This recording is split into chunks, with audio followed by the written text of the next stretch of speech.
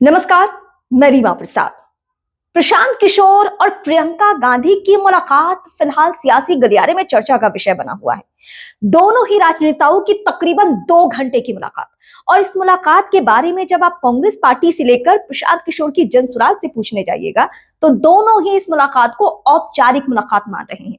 लेकिन एक सियासी कहावत है कि दो राजनेता अगर बंद कमरे में मुलाकात करते हैं, वो भी 2 घंटे, तो जाहिर सी बात है कि दिल्ली के एक वायु प्रदूषण पे बात नहीं करेंगे, मौसम पे बात नहीं करेंगे, वो बात करेंगे राजनीति के बारे में। और प्रशांत किशोर और प्रियंका गांधी की मुलाकात से सियासी गलियारे में हलचल इसलिए है क्योंकि मौजूदा वक्त में दोनों की ही पार्टियों का हश्र बिहार चुनाव में जो हुआ है, वहां से सबक लेकर आगे बढ़ने की जरूरत है, क्योंकि आने वाले वक्त में बड़े बड़े प्रदेशों में भी चुनाव है। तो आज टू द पॉइंट समझते हैं कि पीके और प्रियंका गांधी की इस मुलाकात की सियासी मायने क्या है।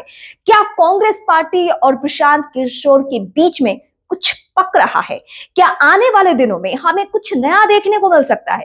क्योंकि प्रशांत किशोर पहले भी कांग्रेस पार्टी की टॉप लीडरशिप यानी सोनिया गांधी से लेकर राहुल गांधी और प्रियंका गांधी से बातचीत कर चुके हैं, मुलाकात कर चुके हैं। 2021 से लेकर 22 तक के चुनावी माहौल के दौरान, यूपी चुनाव के दौरान वो अपना एक्सपीरियंस साझा कर चुके हैं कि कहां कहां पे पार्टी को किस किस चीज की जरूरत है। लेकिन कांग्रेस के कुछ नेताओं को पीके का यह दखल बर्दाश्त नहीं हुआ, जिसको उन्होंने कई इंटरव्यू के दौरान कहा भी है। हुआ यह था कि सोनिया गांधी से बकायदा उन्होंने मुलाकात की, और मुलाकात के दौरान एक डिटेल रिपोर्ट उन्होंने दी कि कहां कहां पे कांग्रेस पार्टी में क्या क्या हो सकता है और किस किस बात की गुंजाइश बनती है और कैसे कांग्रेस पार्टी रिवाइव कर सकती है। लेकिन जो G23 है, उसके सदस्यों को, कांग्रेस पार्टी के उन चुनिंदा सदस्यों को जो पार्टी की तमाम गतिविधियों में दखल रखते हैं और जिनका फैसला या जिनका ओपिनियन बहुत मायने रखता है कांग्रेस पार्टी के लिए, उन सभी को पीके खटक रहे थे। और इसीलिए एक अलग से टीम का गठन हुआ और पीके को जस्ट उसका सदस्य बनने की सलाह दी गई, या आप कह सकते हैं कि उन्हें यही सिर्फ ऑफर किया गया कि आप मेंबर बन जाइए और फिर कांग्रेस पार्टी की गतिविधियों पर नजर रखिए। लेकिन पीके को यह गवारा नहीं था। उन्होंने अभी बिहार चुनाव के दौरान कई सारे इंटरव्यू में इस बात का जिक्र किया कि जो मेरी राय रही है या जिस तरीके की मैं राजनीति करना चाहता था, मैं चाहता था कि कांग्रेस के साथ मिलकर आगे बढ़ूं, लेकिन ये हुआ नहीं। और इसके लिए उन्होंने राहुल गांधी को जिम्मेदार माना, क्योंकि प्रियंका गांधी का नाम वो चाहते थे प्रशांत किशोर की फ्रंट पे लाया जाए। प्रियंका गांधी का चेहरा ज्यादा अग्रेसिव हो सकता है, प्रियंका गांधी का चेहरा कांग्रेस पार्टी के लिए ज्यादा कारगर साबित हो सकता है। लेकिन पीके की सलाह को दरकिनार कर दिया गया, या फिर राहुल गांधी को ये बातें नहीं पसंद आई और फिर पीके ने भी पार्टी में किसी भी तरीके का दखल देने से मना कर दिया, और ये मुलाकात वहीं की वहीं रह गई। उसके बाद आपको याद ही है कि बिहार में वो सक्रिय हो गए और बीते 3 साल से प्रशांत किशोर बिहार में पसीना बहा रहे थे, लेकिन चुनाव परिणाम उनके पक्ष में नहीं रहा। वैसे प्रशांत किशोर ने साफ कर दिया, उनकी पार्टी जनसुराज ने साफ कर दिया है कि वो किसी भी सूरत में बिहार नहीं छोड़ने वाले हैं। लेकिन अब प्रियंका गांधी के साथ जो उनकी मुलाकात रही है, उस मुलाकात के कई सियासी मायने निकाले जा रहे हैं, क्योंकि 2027 में यूपी में फिर चुनाव होना है। और इस चुनाव से पहले अगर मुलाकात ये हो रही है तो जाहिर सी बात है कि कांग्रेस पार्टी को भी जरूरत है कि एक तो ऐसा चेहरा चाहिए, एक तो ऐसा रणनीतिकार चाहिए जो कांग्रेस पार्टी को वापस ट्रैक पर ला सके। वैसे बीते दिनों का राहुल गांधी का जो परफॉर्मेंस रहा है, उसको देखकर मुझे कहने में कोई हिचक नहीं है कि जो कांग्रेस पार्टी को पसंद करते हैं वो भी राहुल गांधी के कुछ रवैये से नाराज दिख रहे हैं। उन्हें लग रहा है कि राहुल गांधी बहुत चुनावों को लेकर सीरियस नहीं है। वो 1-2 चुनावी कैंपेन करते हैं और उसके बाद वो सीधे विदेश रवाना हो जाते हैं, और जिससे पार्टी के परफॉर्मेंस पे बहुत असर पड़ता है। और इसका उदाहरण हमने बिहार चुनाव में देखा भी। वोट चोरी का मुद्दा पूरी तरह से फ्लॉप रहा बिहार के चुनाव में, और पार्टी 6 सीटों पर सिमट गई। और यह भी कहा गया कि एक जो मूवमेंट तैयार किया राहुल गांधी ने वोटर अधिकार यात्रा के जरिए, उसको ब्रेक कर दिया खुद ही, क्योंकि वो बीच चुनाव में ही विदेश चले गए। और बिहार का चुनाव और बिहार में एक एक दिन एक एक रैली बहुत मायने रख रहा था। ऐसे में राहुल गांधी को लेकर बहुत सारे सवाल उनके अपने ही मुरीद लोगों ने, चाहे वो पत्रकार हो, बुद्धिजीवी वर्ग हो, उन सब ने एक सुर में उठाया। अब पार्टी की तरफ से हालांकि राहुल गांधी ने प्रशांत किशोर से मुलाकात नहीं की है, लेकिन प्रियंका गांधी ने भी मुलाकात की है, तो बड़े मायने हैं, क्योंकि प्रियंका गांधी ना सिर्फ गांधी परिवार से आती है, उस लेगेसी को अपने साथ लेके आगे बढ़ रही है, बल्कि वो चुनावों में और राजनीति में सक्रिय हैं।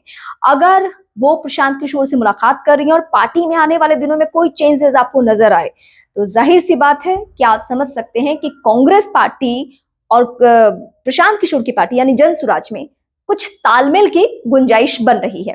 वैसे प्रशांत किशोर ने साफ कर दिया है कि ना वो अपने पुराने प्रोफेशन में लौटने वाले हैं, चुनावी रणनीतिकार के तौर पर जो वो पार्टियों के लिए काम करते थे, कैंपेन करते थे, ना उस काम में लौटने वाले हैं, ना ही वो बिहार छोड़ने वाले हैं। लेकिन इस मुलाकात के मायने निकाले जा रहे हैं। लोग जानना चाहते हैं कि प्रियंका गांधी से अगर पीके ने मुलाकात की है तो क्या कांग्रेस पार्टी के साथ पीके गठबंधन कर सकते हैं? क्या आने वाले दिनों में एक नया समीकरण देखने को मिल सकता है, या सिर्फ और सिर्फ प्रशांत किशोर के अनुभव का फायदा प्रियंका गांधी या फिर कांग्रेस पार्टी लेना चाहती है? क्योंकि ये रिश्ता नया नहीं है बल्कि ये रिश्ता पुराना है। आप ये कह सकते हैं कि इस रिश्ते को, इस सियासी रिश्ते को भी रिवाइव करने की कोशिश की जा रही है। प्रशांत किशोर ने जो जो बदलाव के लिए 2022 में सोनिया गांधी की मीटिंग में कहा था, क्या कांग्रेस पार्टी उस पर अमल करने वाली है? सवाल ये मायने रखता है और इसकी अहमियत इस चुनावी माहौल में इसलिए ज्यादा है क्योंकि सर पर है 3 महत्वपूर्ण राज्यों में चुनाव। 2026 में सिर्फ अगर मैं बात करूं तो पश्चिम बंगाल में चुनाव है, तमिलनाडु में चुनाव है और उसके बाद देश के सबसे बड़े राज्य यानी उत्तर प्रदेश में चुनाव। तो ये आने वाला जो 2 साल है वो बहुत महत्वपूर्ण है और इस लिहाज से पार्टी, मतलब 2 साल पूरा कंप्लीट भी नहीं है क्योंकि 2027 के शुरुआती वक्त में ही चुनाव हो जाना है, यानी मई के महीने तक कंप्लीट होगा 2026 मई के महीने तक पश्चिम बंगाल का चुनाव, और उसके बाद यूपी जैसे प्रदेश का पूरा चुनावी माहौल चरम पर होगा और शुरुआती यानी 2027 के शुरुआती वक्त में ही वहां का रिजल्ट आ जाता है। तो बहुत वक्त है नहीं तमाम पार्टियों के लिए। तो प्रशांत किशोर और प्रियंका गांधी किस बात पर मंथन कर रहे हैं, ये डिकोड करने की हम कोशिश कर रहे थे, लेकिन ये सियासी राजनेता हैं।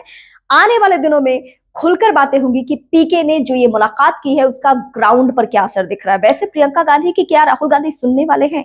क्या राहुल गांधी इस मुलाकात में जो जो बातें हुई हैं उसको मानने वाले हैं? क्योंकि कुछ तो तब्दीलियां करनी होगी राहुल गांधी को भी बिहार चुनाव परिणाम को देखते हुए, या और राज्यों में जिस तरीके से मुंह की कांग्रेस पार्टी खा रही है उसको देखते हुए, तभी वो इन राज्यों में, क्योंकि अब हमने देखा है जो उनके सहयोगी दल है, चाहे वो ममता बनर्जी हो, अखिलेश यादव हो, वो भी कई मसलों पर अपनी राहें कांग्रेस पार्टी से अलग करते हुए नजर आ रहे हैं। तो कांग्रेस पार्टी को विपक्षी खेमा में सबसे मजबूती से वो उभरे और सबसे मजबूत बने रहे, इसके लिए बहुत कुछ फेरबदल करने की जरूरत है और खासकर उन राजनेताओं में फेरबदल करने की जरूरत है जो सिर्फ और सिर्फ G23 का हिस्सा है और उनको बाहरी लोगों का दखल बर्दाश्त नहीं होता है। तो आप राहुल गांधी या फिर प्रियंका गांधी और पीके की इस मुलाकात को लेकर कोई कमेंट करना चाहते हैं तो आप बेहिचक करें, मुझे बताएं कि आपके हिसाब से क्या हो सकता है। अगले वीडियो में इस मुलाकात की और बड़ी बातें मैं आपके सामने लेकर आऊंगी।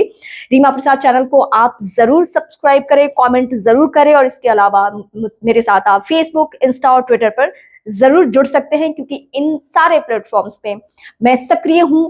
देश की तमाम बड़ी खबरों को लेकर और खासकर उन राज्यों को लेकर मैं ज्यादा संजीदा हूं जहां जहां पे चुनाव होना है, और वहां वहां के आने वाले दिनों में मैं ग्राउंड रिपोर्ट्स भी आपके सामने लेकर आऊंगी। और इसीलिए इस मुलाकात की बड़ी बातें मैं आपके सामने लेकर आई कि आखिर क्या हो सकता है पीके और प्रियंका गांधी के बीच इस मुलाकात के मायने।